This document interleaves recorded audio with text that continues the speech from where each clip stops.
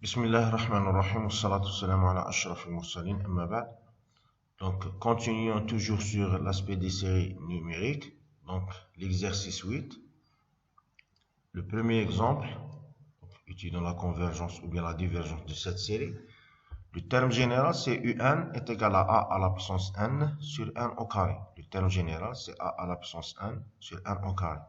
Donc ici, le terme général, il dépend du paramètre a. Il dépend du paramètre a. C'est-à-dire, on va faire une discussion. Et toujours, n'oublions pas qu'il faut que le terme général, comme condition nécessaire, doit tendre vers 0. Très bien. Donc, 1 sur 1 au carré, pas de problème. Leur limite est égale à 0. Donc, il nous reste le a. Mais le a, c'est a à la puissance n, c'est exponentielle n ln a. Exponentielle n ln a, mais ln a avec valeur absolue. Donc, si le ln a est négatif, pas de problème. Exponentielle moins quelque chose positif fois n sur n au carré, le limite c'est 0. Mais si l'exponentielle ln a est positive, donc exponentielle n ln a s'explose vers plus l'infini, donc la limite est égale à plus l'infini. Pour cela, premier cas, si la valeur absolue de a plus grande que 1, la limite de la valeur absolue de un est égale à la limite de ça, d'accord?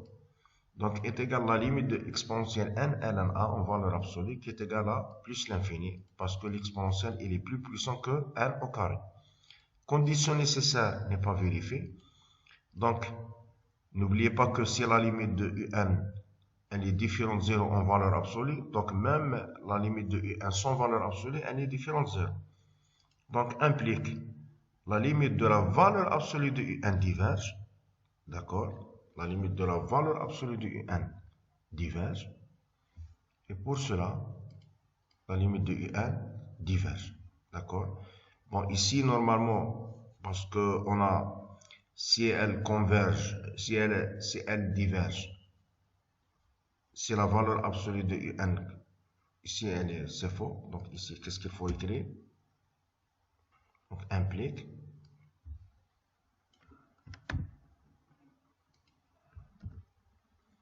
Il ne faut pas écrire comme ça. Il faut écrire que la limite de un différente de 0 est directement ça. Parce qu'on n'a pas l'équivalence. On a... Très bien. Voici la bonne réponse. Donc, la limite de la valeur absolue de un différente de 0. Donc, ce qui est sûr, la limite de un, elle est différente de 0. Directement implique la somme de un diverge. Très bien.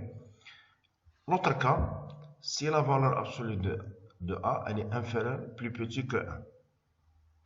Même si elle est égale à 1, parce que si elle est égale à 1, on va trouver série de Riemann. Donc, en valeur absolue, n'oubliez pas qu'on a ça. D'accord?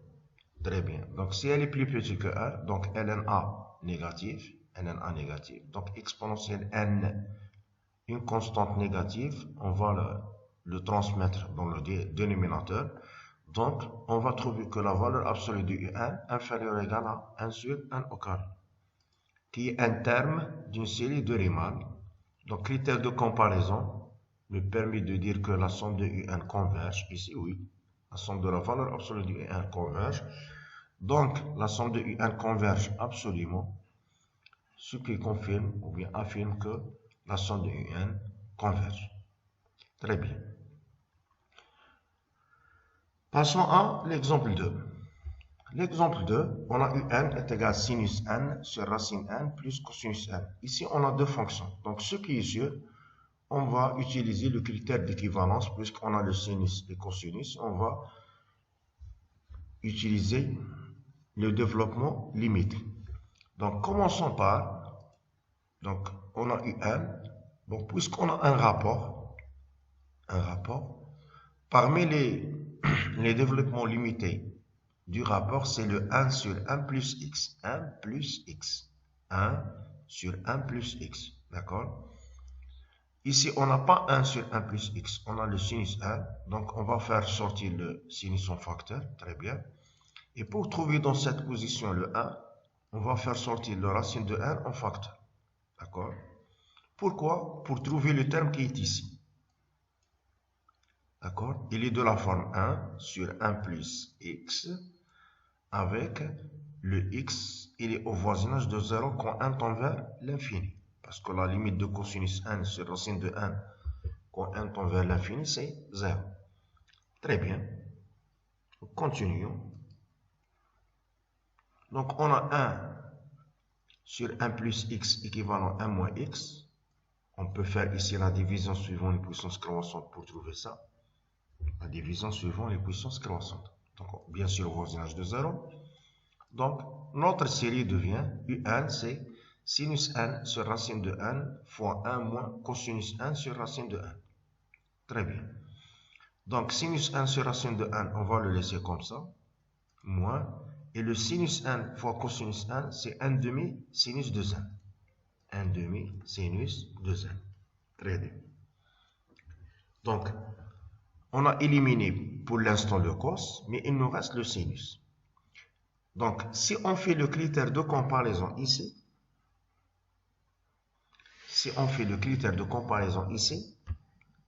il ne donne pas un résultat. Pourquoi? Parce que sinus n inférieur ou égal à 1, on va trouver 1 sur racine de n et le 1 sur n, qui sont des séries divergentes. On ne peut rien dire. D'accord? Inférieur ou égal quelque chose divergente, on ne peut rien dire. Très bien. Critère d'équivalence, non. Parce qu'à l'intérieur de sinus, on n'a pas quelque chose qui tend vers 0. On a quelque chose qui tend vers plus l'infini. Très bien. Donc, qu'est-ce qui nous gêne vraiment ici? C'est le sinus. Qu'est-ce qui nous gêne vraiment ici? C'est le sinus. Donc, pour le sinus, on a trois choses. Soit critère d'équivalence, soit critère de comparaison, soit on va utiliser le critère d'Abel. Pourquoi? Donc, dans le critère d'Abel, on a dit que en valeur absolue, la somme partielle de exponentielle i k θ, c'est inférieur ou égal à 1 sur sinus θ sur 2. On a démontré ça à 2 reprises. Très bien. Et n'oubliez pas que le sinus, c'est la partie réelle de exponentielle, et ik θ, et le sinus de n, c'est la partie, c'est la partie imaginaire de exponentielle, ik de θ. Très bien. 2n. Donc pour cela, d'après le critère d'Abel, les deux suites qu'on a, c'est-à-dire 1 sur racine de n et 1 sur 2n, d'accord, sont décroissantes et tendent vers 0. Sont décroissantes et tendent vers 0. Très bien. Et en plus de ça, la valeur absolue de la somme partielle, toujours il faut utiliser la somme partielle, ce n'est pas la somme totale, de sinus k, k allant de 0 à n, si on a ici θ, on doit écrire ici θ. D'accord? Donc, on a fait la démonstration, mais à partir de maintenant, dans les examens, il ne faut pas faire la démonstration.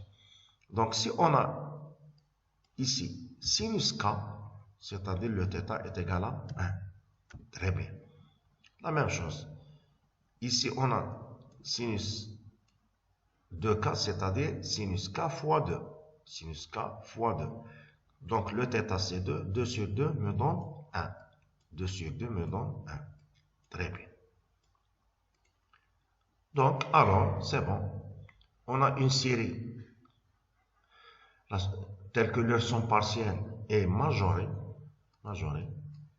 le M1 et le M2, d'accord, avec fois 1 sur racine de n qui est décroissante tend vers 0, ou bien 1 sur n qui est décroissante tend vers 0. Finalement, d'après le critère d'Abel, les deux séries sont convergentes. Très bien. Voici le critère d'Abel. On a fait ça. Donc, passons à l'exemple 3. Très bien. Donc, toujours dans tous les exercices, il faut penser au premier lieu, sur la condition nécessaire. Donc, Un est égal à R à l'absence moins A, racine n-ième. Bien sûr, le R, il est donné positif, et le A, il est donné positif. Très bien. Donc UN est égal. Donc tout dépend de A. Parce que ici, on n'oubliez pas que le UN est égal à exponentielle moins A racine de n ln R. ln R. Ici, on ne fait pas la valeur absolue parce que le R, il est positif. Donc, si le ln R, il est négatif. Si le ln R est négatif. Donc, on va le multiplier par le moins, ça veut dire positif.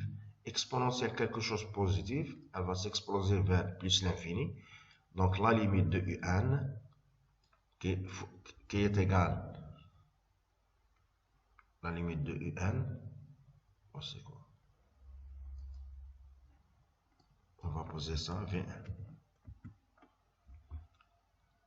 Donc, qui est égal à la limite de V1 fois sinus 1, parce qu'on a sinus 1, d'accord, n'existe pas.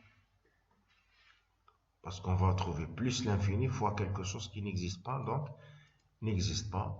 La seule, si on a ici 0, oui, 0 fois sinus, leur limite c'est 0. Mais les autres cas, leur limite n'existe pas. Donc la limite de UN, elle est différente de 0, ce qui est sûr, implique la limite de UN, elle diverge. Donc le premier cas, c'est le R compris entre 0 et 1. L'autre cas, c'est R est égal à 1. Si R est égal à 1, c'est-à-dire cette quantité est égale à 1. Toujours, la limite de sinus n n'existe pas. Donc différent de 0 implique la somme de UN diverge. Donc qu'est-ce qu'il nous reste? Il nous reste le cas où R est supérieur à 0. Le cas où R est supérieur à 0. Très bien. Donc ici, qu'est-ce qu'on va appliquer? On va appliquer, bon, il nous gêne le sinus. On va voir, est-ce que la suite, parce que toujours, n'oubliez pas qu'on a l'astuce du critère d'Abel.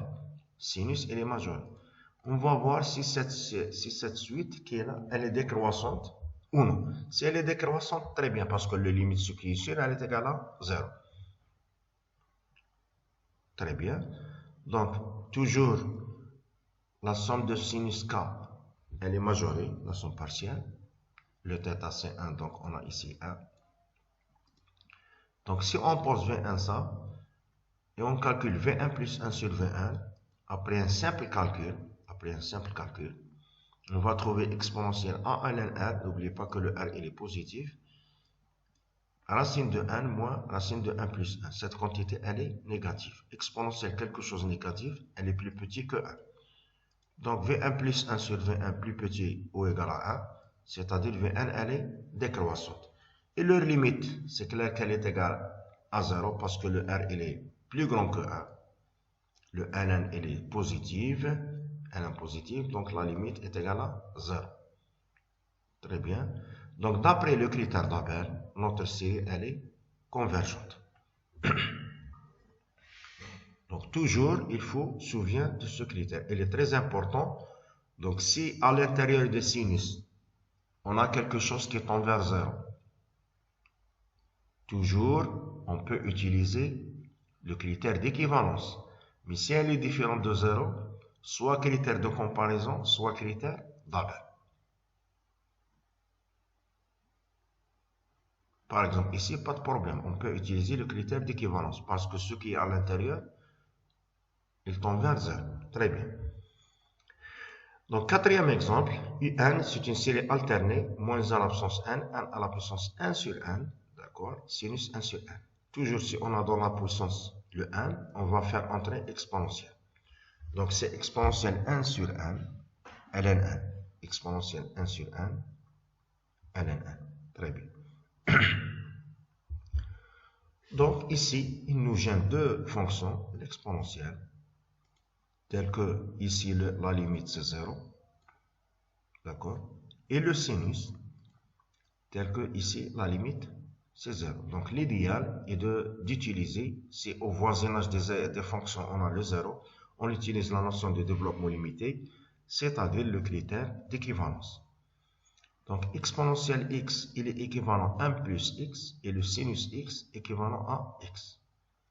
Donc, la série devient moins 1 à la puissance 1, 1 plus x qui est ln 1 sur 1, fois 1 sur 1. Très bien. Donc, séparons les deux. Voici la première, plus, voici la deuxième.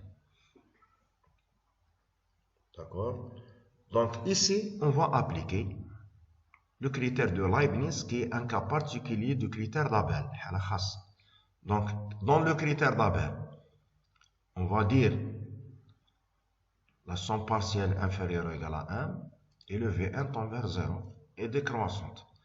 Donc, dans Leibniz, le W1, c'est le moins 1 à la puissance n. Moins 1 à la puissance n, c'est clair qu'elle est en valeur, la somme des moins 1 à la puissance n en valeur absolue inférieure ou égale à 1.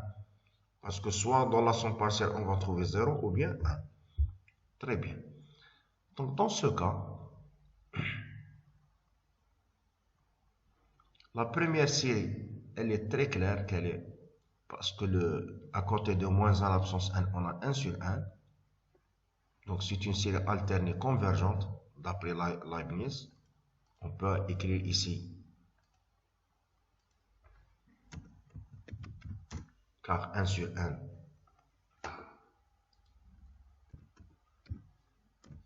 tend vers 0. Très bien. Et décroissante. Pour comprendre les choses. C'est-à-dire, dans Leibniz, puisque le V1 c'est moins 1 à la puissance 1, ou bien W1, il faut voir que le V1. D'accord. Très bien. Et maintenant, l'autre cas. Voici W1. Ici, c'est pas clair que, bon, la limite c'est 0, c'est clair. Mais est-ce que la somme partielle, elle est majorée? Est-ce que la somme partielle, elle est majorée? Donc, c'est pas du tout clair. Donc, ici, c'est autre chose. C'est autre chose. Donc, si on a le ln avec n au carré, d'accord? Donc, la somme de W1 en valeur absolue, pour éliminer le moins 1 à la puissance n, et on va travailler par les séries positives, c'est la somme de ln1 sur n au carré.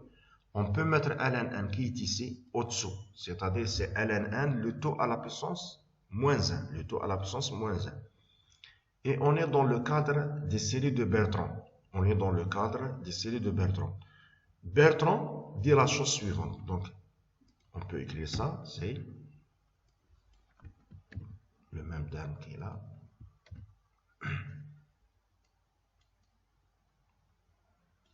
On va mettre ça entre parenthèses à la puissance moins 1.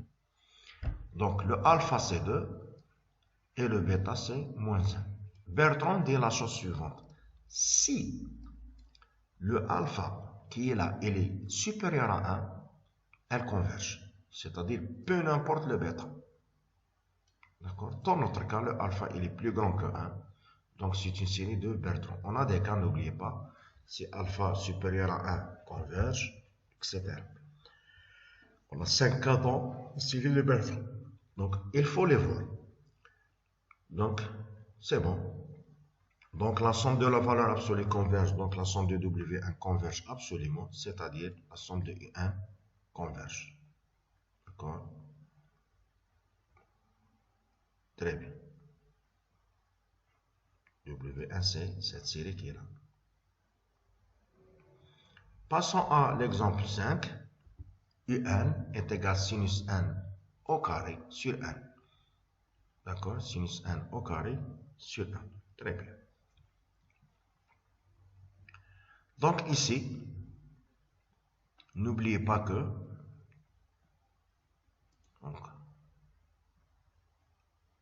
si on peut, donc on a sinus au carré n, sinus au carré n, on a une forme qui s'appelle la forme linéaire, qui est là.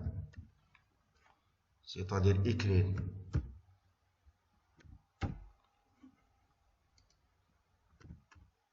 sinus au carré sur la forme linéaire. C'est 1 moins cosinus de 1. D'accord? Ici, on ne peut pas utiliser le critère d'équivalence parce que ce qui est à l'intérieur de sinus ne tend pas vers 0. Très bien. Donc, Donc le UN, remplaçons, c'est ça, c'est 1 sur n, 1 moins cosinus de n sur 2. Donc on a trouvé deux séries. La première série, elle diverge. Parce que c'est une série harmonique. Et la deuxième série, qui est-ce qui peut me dire qu'est-ce qu'on va utiliser ici? On va utiliser quoi?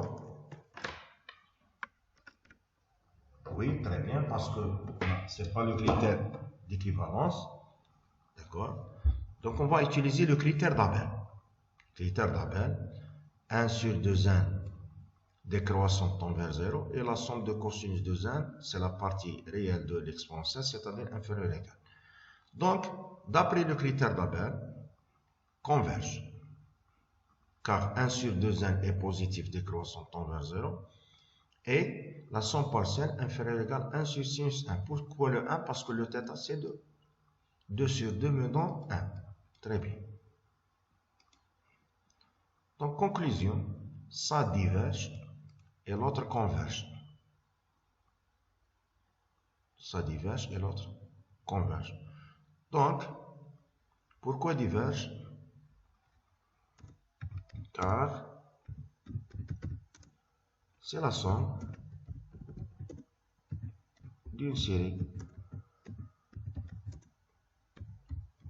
convergente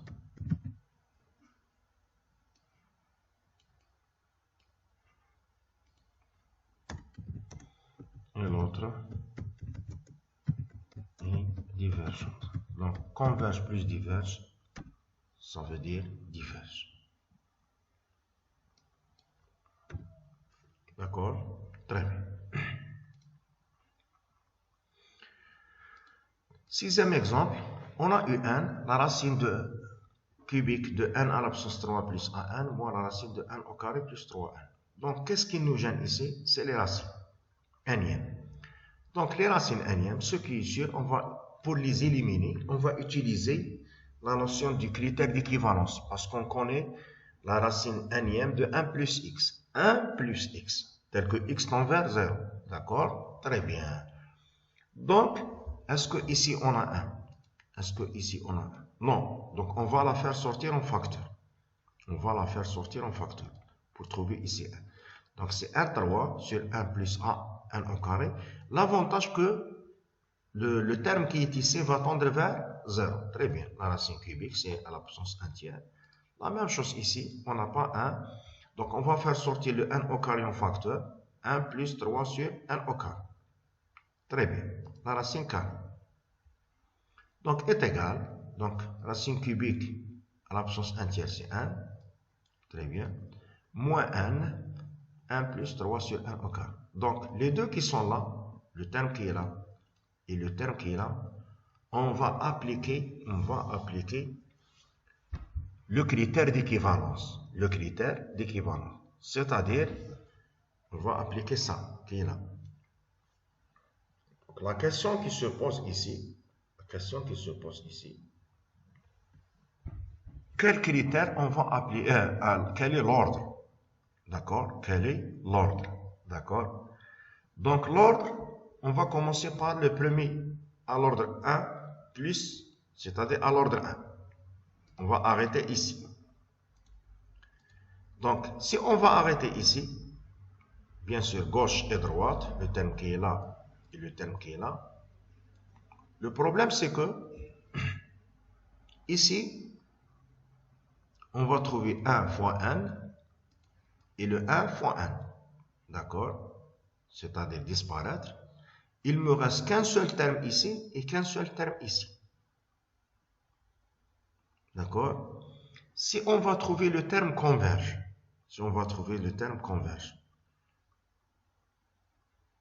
c'est bon.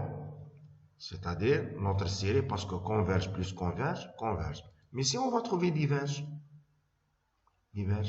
plus diverge, donc ça nous pose un problème. Parce que le terme qui est ici diverge, parce qu'on va le multiplier par n. Donc pour cela, on a fait à l'ordre, et en plus de ça, on a le paramètre a. C'est-à-dire, ça se peut que le a avec le 3 s'élimine. Donc, on va faire le développement limité à l'ordre 2 et voir. Très bien. Donc, ici, par un simple calcul, appliqué formule de Young, f de 0 plus f' de 0 sur 1 factoriel fois x plus f seconde de 0 sur 2 factoriel fois x au carré, on peut trouver ça. Donc, si on remplaçons, on va trouver ça à l'ordre 2. Donc, après un simple calcul, on va trouver ça. N'oubliez pas qu'on a multiplié ici par 1 et ici par 1. Très bien. Donc, on va trouver la constante qui est là fois 1 sur 1, plus la constante qui est là fois 1 sur 1, à la puissance 3, fois 1 sur 1 à la puissance 3, parce que 1 à la puissance 4 avec 1 me donne 1 à la puissance 3. Très bien. Donc, vous voyez que ça, c'est diverge, et ça, converge. Mais le problème, c'est le coefficient. Est-ce que ça, il est différent de 0 ou bien est égal à 0?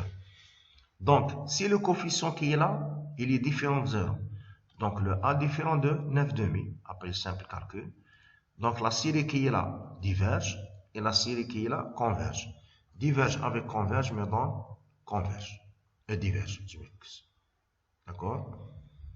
Mais si ça, il est égal à 0, c'est-à-dire disparaître, donc il me reste que ça, qui est convergente. D'accord?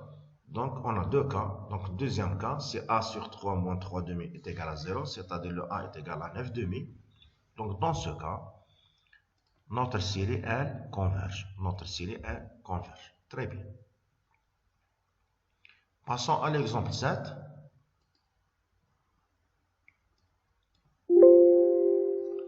L'exemple 7, Un est égal à sinus pi racine de 1 au carré plus 1. La première des choses qu'il faut voir, est-ce qu'à l'intérieur, la limite est égale à 0? Est-ce qu'à l'intérieur, la limite est égale à 0? Condition nécessaire. D'accord?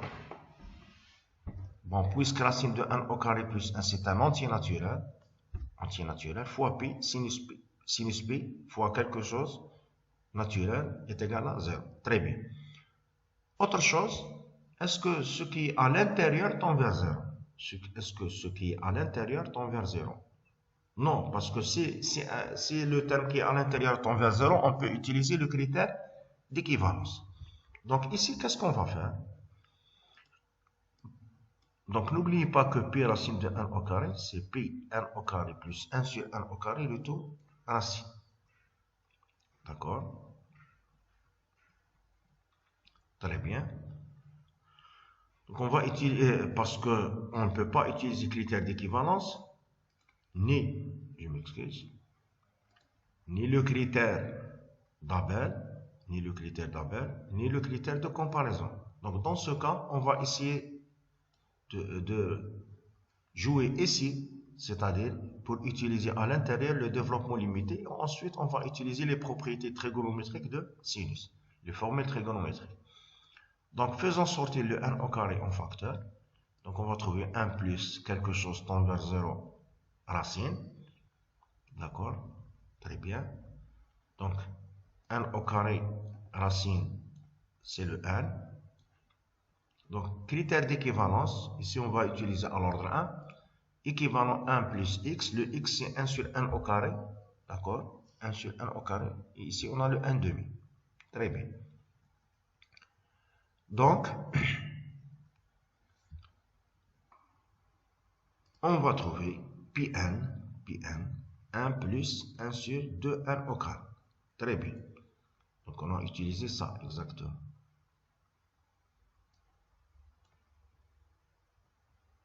Très bien. Donc, Pn fois 1 me donne Pn. Pn fois 1 sur 2n au carré, c'est P sur 2n. Donc, l'avantage qu'on a, au début qu'on a la forme sinus alpha, maintenant on a sinus A plus B. Sinus A plus B. Sinus A plus B, c'est sinus A cosinus B, plus le contraire. Cosinus A, sinus B. Très bien. Donc, finalement, est égal à sinus Pn, qui est égal à 0, sinus Pn. D'accord? Cosinus P sur 2n. Donc, tout ça, va tendre vers 0. D'accord? Donc, on peut écrire ça. Car le sinus pi n est égal à 0 et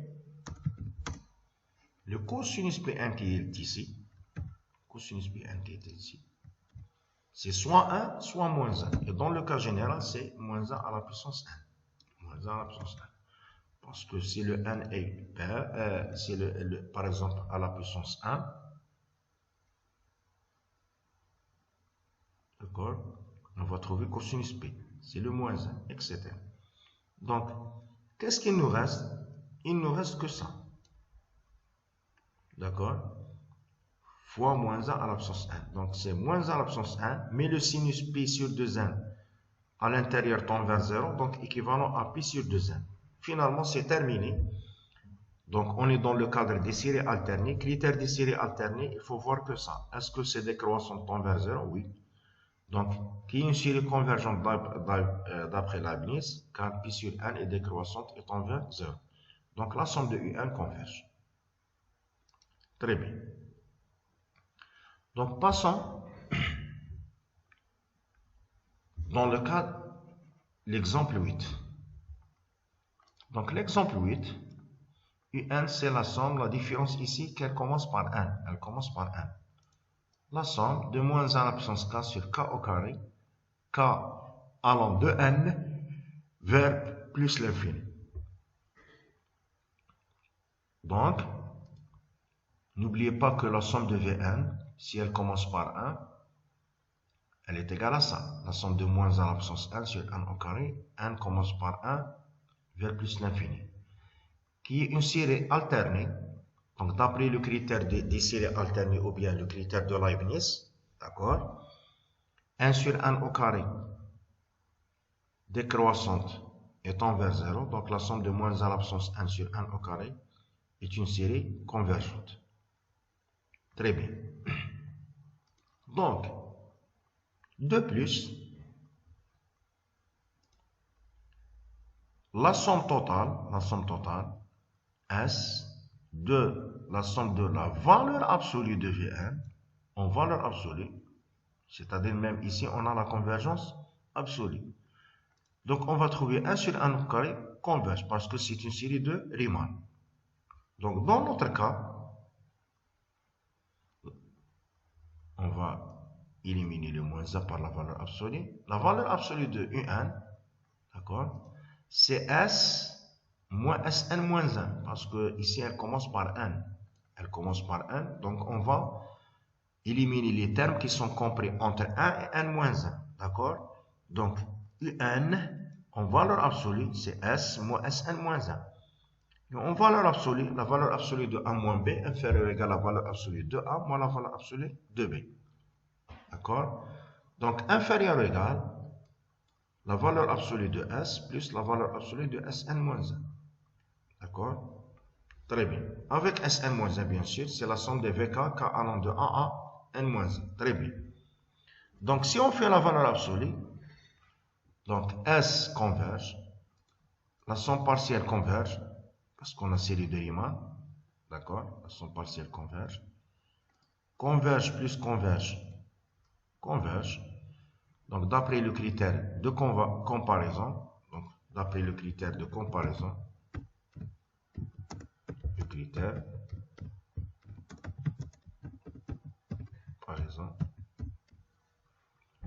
on va trouver que la somme de un converge absolument, donc converge. D'accord? Converge absolument, donc converge. Et c'est terminé.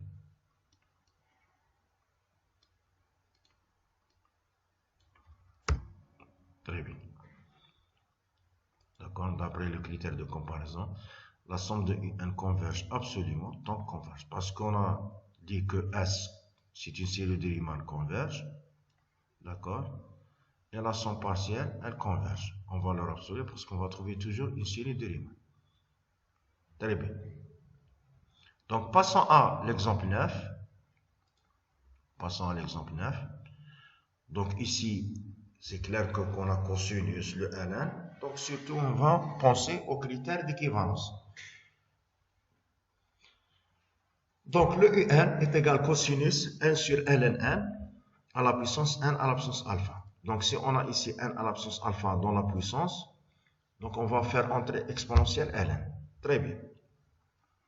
Donc puisque cosinus x il est équivalent à 1 moins x au carré sur 2, et le ln 1 plus x équivalent à x au voisinage de 0, donc notre U1, c'est exponentielle ln ça, donc c'est exponentielle n alpha ln cos ça.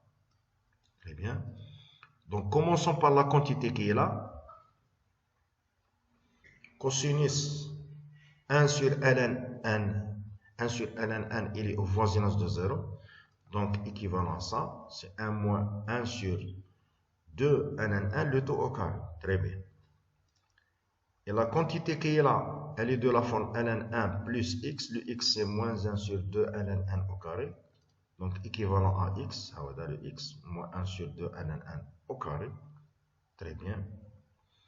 Donc, c'est exponentielle n alpha sur 2 ln n au carré fois moins 1. Très bien. Donc, notre un, elle est équivalent à ça. Donc, vous voyez qu'on a éliminé au moins le cos avec le ln. Donc, on va penser tout de suite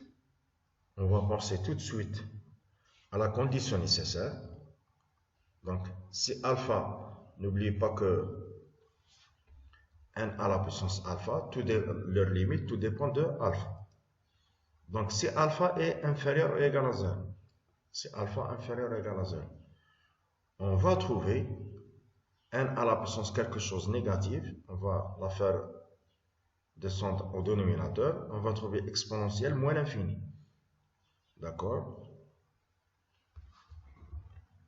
Donc, c'est alpha inférieur ou égal à 0. C'est alpha inférieur ou égal à 0. On va trouver 1 sur n à la puissance alpha. Donc, quand 1 tend vers l'infini, on va trouver 1 sur l'infini, c'est-à-dire 0, exponentielle 0 est égal à 1. Exponentielle 0 est égal à 1, c'est-à-dire la limite, elle est différente de 0. Donc, la condition nécessaire n'est pas vérifiée. Donc, notre série, elle diverge. Très bien. Maintenant, si alpha est positif. Si alpha est positif. Donc, on va trouver exponentielle moins n à la puissance alpha de ln n au carré. Très bien. Donc, quand 1 tend vers l'infini, ça c'est plus l'infini. D'accord? Exponentielle moins l'infini, c'est 0. Pas de problème. Mais, maintenant, on va utiliser le critère de Riemann. N'oubliez pas que le critère de Riemann, si on va multiplier par n à la puissance alpha et alpha plus grand que 1, d'accord, et on va trouver 0, on dit d'appeler le critère de Riemann qu'elle converge. Pourquoi? Parce que l'exponentielle moins l'infini, toujours il est plus puissant que n'importe quel polynôme de degré k, d'accord? Le k ici c'est le 2, d'accord? Parce qu'il suffit que de choisir le k plus grand que 1. Donc d'après le critère de Riemann, n au carré ou bien à la puissance 3, à la puissance 4, à la puissance 5, le nécessaire que la puissance elle est plus grande que 1, fois exponentielle moins l'infini, toujours la limite est égale à 0. Toujours la limite est égale à 0. Donc c'est le deuxième cas du critère de Riemann. Donc la somme de un converge. Donc si alpha positif, d'après la somme de le critère de Riemann, notre série est converge. Donc n'oubliez pas surtout ça. Donc si on est face à une série telle que leur limite c'est exponentielle moins l'infini, c'est-à-dire quand on tend vers l'infini, on va trouver exponentielle moins l'infini, n'oubliez pas que le meilleur critère c'est le critère de Riemann. Il suffit de multiplier par 1 à la puissance alpha, d'accord, et le alpha plus grand que 1, par exemple 2, d'accord. Donc d'après les limites, on a ça tend vers 0 et on va dire que le critère, d'après le critère de Riemann, converge. Et c'est terminé. Donc on va passer à l'exercice 9. Donc, on a un paramètre alpha. On va discuter, suivant le paramètre alpha, la nature de la série suivante.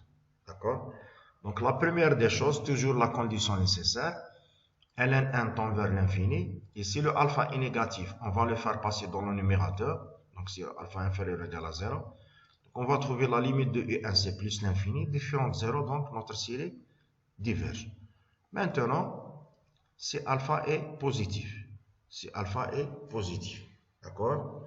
Donc, toujours. Donc, si alpha est positif,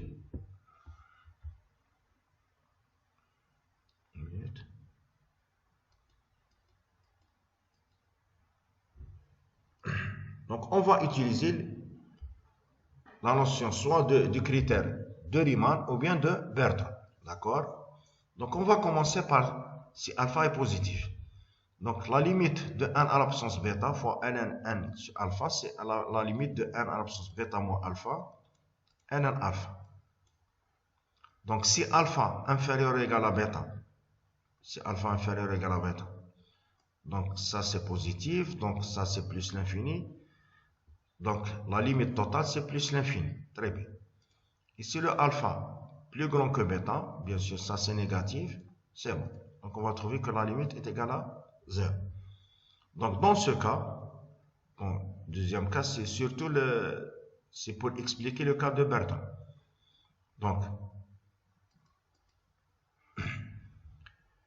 Donc, si par exemple, alpha il est plus grand que 1, donc alpha il est positif, d'accord? Alpha est positif. Donc, soit il est plus grand que 1, soit il est inférieur ou égal à 1. D'accord? Donc, ici, on est dans le cadre des séries de Bertrand. Ici, on est dans le cadre des séries de Bertrand. C'est-à-dire, on peut ne pas écrire ça dans l'exercice. D'accord? Donc, si alpha, il dépasse 1, alpha, il dépasse 1. Le ln, donc la série, on va la écrire ici.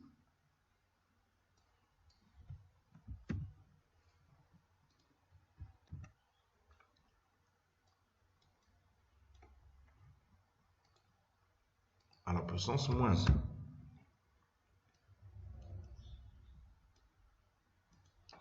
On peut ne pas écrire ça. On peut ne pas écrire ça. Parce que ça, c'est juste pour démontrer le résultat de Bertrand. Donc, si le alpha il est plus grand que 1, le alpha plus grand que 1, d'accord? Très bien. Et le bêta, il est compris entre 1 et alpha. Pour nous, c'est surtout alpha. Donc, la somme de UN, elle converge. Très bien. Et si le alpha inférieur ou égal à 1, si le alpha il est inférieur ou égal à 1, donc la somme de UN, elle diverge. C'est-à-dire, ici, on peut ne pas écrire ça. C'est juste pour démontrer le résultat de Bertrand. Ça, c'est la démonstration de Bertrand. C'est-à-dire, on ne va pas faire intervenir le bêta. Donc, si le alpha plus grand que 1, on a la convergence. Et si le alpha inférieur ou égal à 1, on a la divergence. Et c'est terminé. D'accord? Parce que dans Bertrand, n'oubliez pas que dans le cas où on va trouver plus l'infini et 0, on est dans le deuxième cas. D'accord? C'est tout. Donc, ceci confirme les résultats de la série de Bertrand. Et c'est terminé. Donc, si alpha plus grand que 1 converge, et si alpha inférieur ou égal à 1, elle diverge. Avec le bêta est égal à moins 1. Bien sûr, la limite, elle est égale soit 0, soit plus l'infini. Donc, ici, essayez de réviser le critère de Bertrand. On a fait le critère de Bertrand, je pense, dans l'exercice 3 ou bien 4. Donc, l'exercice 10, montrons que la série est semi-convergente. D'accord? C'est quoi le mot semi-convergente? Donc, semi-convergente, c'est-à-dire, on va démontrer que la série, le lien semi-convergente, c'est-à-dire, c'est le lien entre la convergence et la convergence en valeur absolue, c'est-à-dire absolument convergente. On va démontrer que la série en valeur absolue, elle diverge, c'est-à-dire n'est pas absolument convergente, d'accord? mais son valeur absolue, elle converge. Très bien. Allez, on commence. Donc, on est dans le cadre des séries alternées. On est dans le cadre des séries alternées. Donc là, le meilleur critère dans les séries alternées, c'est le critère de Leibniz. Donc, il faut voir la suite qui est à côté de moins à la puissance 1, c'est-à-dire c'est le 1 sur ln racine de 1 plus 1. Leur limite, c'est 0, c'est bien. Mais est-ce qu'elle est décroissante ou non? Est-ce qu'elle est décroissante ou non? Après calcul de V1 plus 1 sur V1, par un simple calcul, on voit que le terme qui est ici, il est plus petit que 1. Pourquoi? Parce que le dénominateur, il est plus grand que le numérateur. Donc, c'est-à-dire V1, elle est positive, bien sûr, elle en aura 1 plus quelque chose de positif. Donc, c'est positif. Décroissante, tend vers 0. Donc, d'après Leibniz, la somme de UN, elle converge. Donc, toujours Leibniz, c'est dans le cadre des séries positives. Très bien. Maintenant, qu'est-ce qui se passe si on n'a pas moins 1 à la puissance 1, c'est-à-dire on met la valeur absolue. Donc, pour la somme de la valeur absolue du UN, on a ça. Donc, qu'est-ce qui nous gêne ici? Il nous gêne le ln. Donc, on va utiliser la notion du critère d'équivalence. Donc, c'est ln 1 plus racine de 1, mais racine de 1, il est différent de 0. Leur limite est différente de 0. Donc, pour cela, on va essayer de travailler dans ce terme. On va faire sortir racine de 1 en facteur pour trouver ça, x, tend vers 0. Donc, c'est 1 sur ln a fois b, ln a plus ln b. Donc, pour le ln b, pas de problème. Il est de la forme ln 1 plus x avec x tend vers 0. Le x est égal à 1 sur racine de 1. Très bien. Donc, équivalent à x, le voici. Très bien. Et ça, il est équivalent, bien sûr, si on a 1 sur quelque chose ici. Bon, le 2, donc, équivalent à 1 sur ln 1, parce que ça tend vers 0. D'accord? Le 2 qui est là, on va le faire passer ici. Et le ln, il est plus petit que n. ln, il est plus petit que n. Donc, 1 sur ln, elle est plus grande 2 sur 1. La série qui est là, elle diverge. La série qui est là, elle diverge. Et on a plus grand. Donc, d'après le critère de comparaison, la somme de UN diverge. La somme de UN diverge. Donc, on voit que, absolument, elle ne converge pas. D'accord? Mais son valeur absolue, elle converge. Donc, on va dire le mot technique suivant.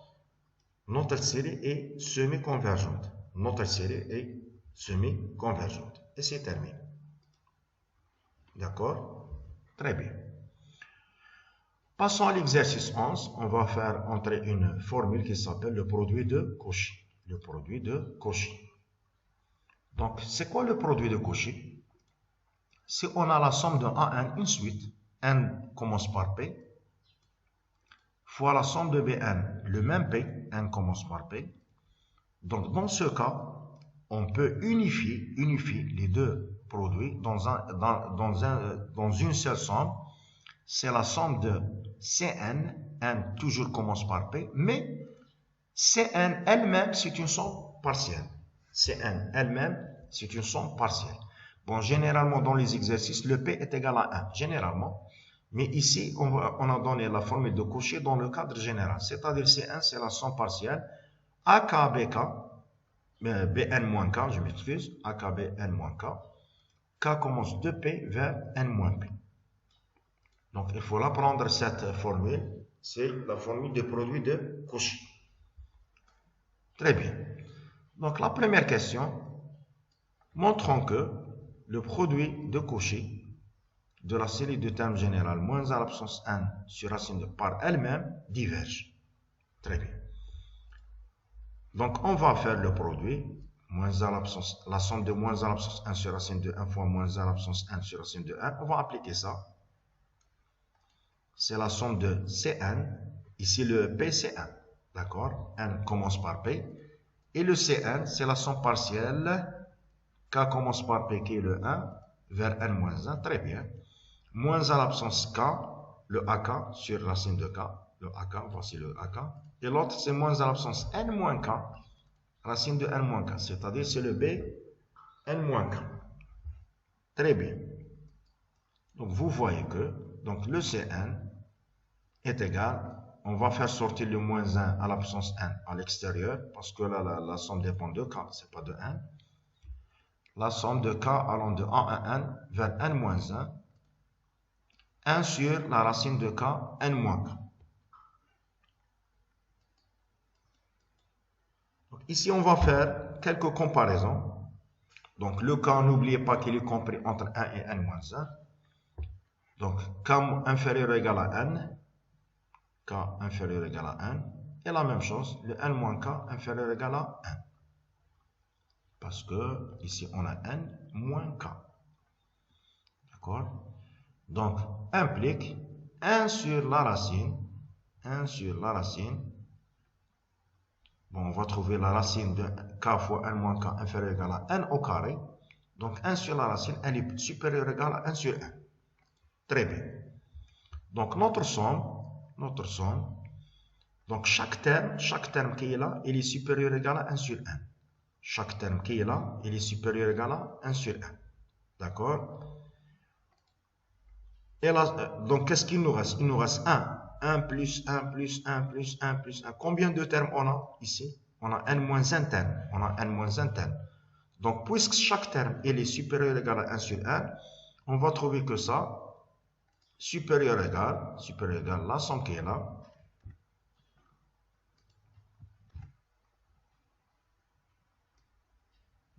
ici c'est 1. Et ça est égal à quoi? 1 sur 1, on va le faire sortir en facteur. On va trouver la somme des 1 commence de 1 à n moins 1, qui est égal à n moins 1, n moins 1 terme. Donc finalement, on a trouvé ça.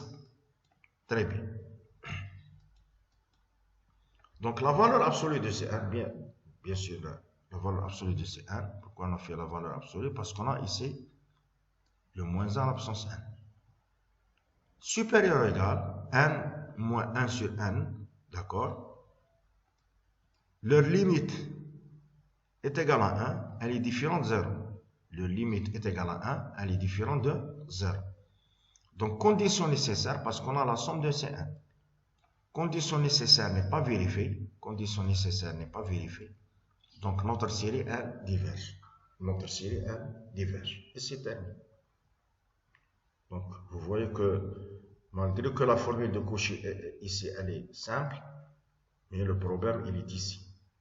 C'est-à-dire, comment avoir l'idée pour faire ça? Comment avoir l'idée pour faire ça? Donc, essayez de revoir, bon, les calculs sont très très simples, mais le problème, comment avoir l'idée? Donc, ici, la condition nécessaire n'est pas vérifiée. Donc, pour voir que la limite de Cn, elle est différente de 0 par cette manière, c'est vraiment compliqué. Mais pas de problème, essayez de revoir et revoir l'exercice. Donc, si vous avez le même exercice dans un examen, il faut le traiter.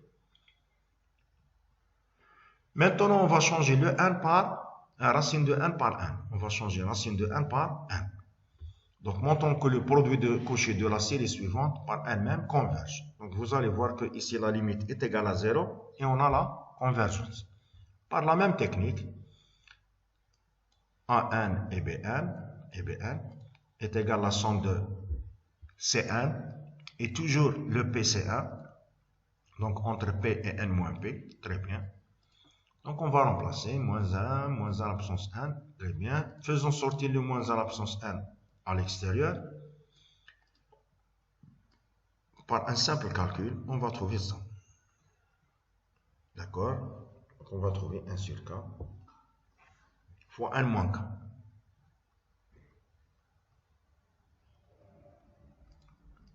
D'accord? Donc, ici, on va faire une décomposition en éléments simples. Donc, c'est le 1 sur k, n moins k. D'accord? Plus, donc, le dénominateur commun c'est k fois n moins k. Le n, on va trouver n dans le numérateur avec le n qui est là, disparaître. Très bien. Donc, on va trouver moins 1 à la puissance n sur n. Très bien. Donc, ça, c'est le côté d'une série alternée qui converge. Et ça, presque, on va trouver la même chose. D'accord? Donc, on va trouver, mais La somme de 1 sur k, k allant de A à n-1, c'est la même chose que ça. Pourquoi? Il suffit de faire un changement d'indice. Donc, on va changer le n-k par k. On va changer le n-k par k. Donc, si on va remplacer k par 1, ici, on va trouver n-1, par 2, n-2, n-3, etc. Par n-1, on va trouver 1. C'est-à-dire, la somme qui est là, c'est la même, mais dans le sens inverse.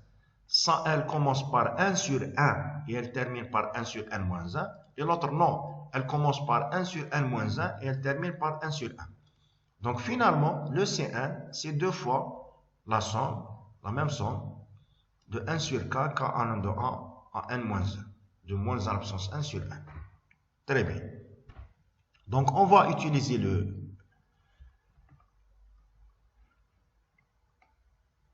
Leibniz ici. D'accord? Donc, si on pose V1, c'est clair que V1 elle est positive.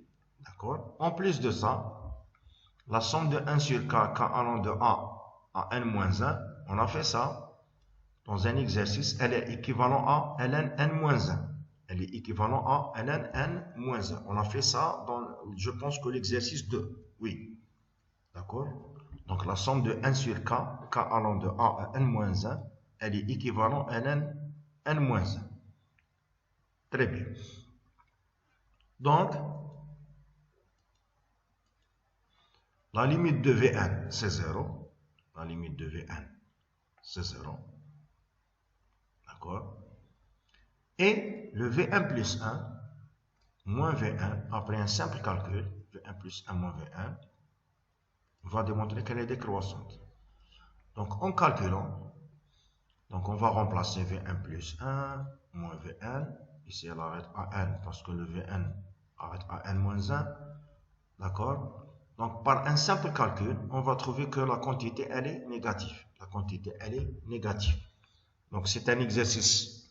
Leur but, c'est pas de comprendre ou bien de comprendre les techniques, bien sûr. Leur but, c'est d'apprendre la formule de Cauchy. Mais vraiment, les techniques qui sont là à l'intérieur sont compliquées. Mais quand même, on a fait ça. N'oubliez pas qu'on a fait ln2 moins ln1, ln3 moins ln2, on a fait la somme. Donc, n'oubliez pas que la somme de 1 sur k, k allant de A à n-1, équivalent à ln1 moins 1. Très bien. Donc, d'après Leibniz, on a trouvé une série qui converge, une suite qui converge vers 0 et décroissante. D'accord? Décroissante parce que V1 plus 1 moins V1 elle est plus petit que 1. Donc, d'après Leibniz, on va trouver que la somme de C1 converge. La somme de C1 converge. Très bien. Donc, passons à l'exercice 12. C'est le dernier. On donne la formule suivante. Si les deux séries, la somme de A1 et la somme de B1 sont absolument convergentes, alors le produit de Cauchy, la somme de A1 par la somme, est égal à ça. D'accord. Donc, calculez les deux sommes suivantes. Donc, ici, c'est-à-dire, on va faire le produit de Cauchy dans le sens inverse, dans l'exercice 11. Dans l'exercice 11, on a commencé par ça, et on a trouvé la somme de C1. Maintenant, on a la somme de C1, on va les séparer. Très bien. Donc, S1, la première somme, c'est la somme de ce qui s'y trouve à l'intérieur. C'est le C1. C'est le C1. Le P, c'est 0. Le P, c'est 0. Parce que ici, c'est 0. Ici, c'est n-0, c'est 1. Donc, S1, c'est la somme de C1 avec C1. C'est la somme de 1 sur n-k factoriel fois k factoriel. Donc, le Bn-k fois AK, avec ici BK et AK sont les mêmes, c'est le 1 sur K factoriel. Très bien. D'où S1, on va séparer les sommes. C'est la somme de AN fois la somme de BN. Et on va trouver la somme de 1 sur 1 factoriel fois la somme de 1 sur 1 factoriel. Et on a vu ça, c'est quoi? C'est E fois E. C'est-à-dire, c'est E au carré. Donc, vous voyez que au début, S1, il est compliqué, mais après l'application de la formule de Cauchy dans le sens inverse, elle devient très très simple. Passons à S2. C'est la dernière somme. c'est la somme de toujours 1 supérieur ou égal à 0. Voici le Cn. D'accord, très bien. Donc ça c'est le AK et ça c'est le Bn moins K. Ça c'est le AK et ça c'est le Bn moins K. Très bien. Donc AK est égal à 1 sur K factoriel et le BK c'est moins 1 sur K à la puissance K sur 2 à la puissance K. Parce que ça c'est le Bn moins K. Donc le BK c'est ça. Donc S2 c'est la somme de A1 fois la somme de B1. Toujours on a trouvé ici le E, c'est la somme de 1 sur 1 factoriel, la somme de moins 1 sur 2 à la puissance 1.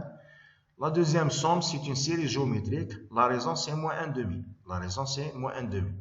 Donc la somme totale de ça c'est 1 sur 1 moins la raison. Donc c'est 1 sur moins 1 demi est égal à 2 tiers E. Et c'est terminé. Donc, vous voyez que l'application, le but de l'exercice 11 et 12, c'est surtout l'application de la formule de Cauchy. Sauf l'exercice 11, on a des astuces. Donc, il faut refaire l'exercice 11 donc, pour comprendre l'exercice 11. Je ne pense pas que dans les concours, vous avez des exercices de type l'exercice 11, sauf il faut le refaire. D'accord? Donc, merci pour votre attention. Donc, la prochaine séance, on va commencer les séries de fonctions.